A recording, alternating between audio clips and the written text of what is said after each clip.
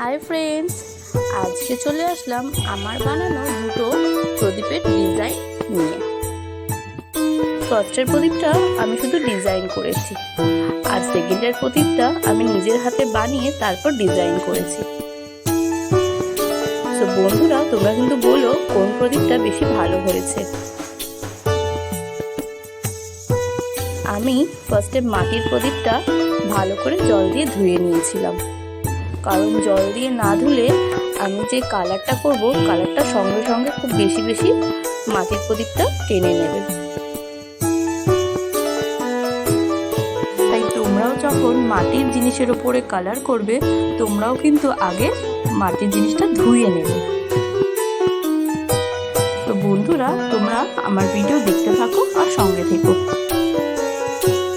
আর বন্ধুরা, তোমরা যারা যারা আমার ভিডিও দেখে লাইক, কমেন্ট, শেয়ার করো, তাদেরকে থ্যাংক ইউ। আর যারা যারা এখনো পর্যন্ত সাবস্ক্রাইব করোনি, তারা প্লিজ সাবস্ক্রাইব করে দিও, কারণ তোমাদের সাবস্ক্রাইব কিন্তু আমার খুব প্রয়োজন। তো তোমরা কিন্তু কেউ সাবস্ক্রাইব করতে ভুলে যেও না। থ্যাংক ইউ, দেখতে থাকো।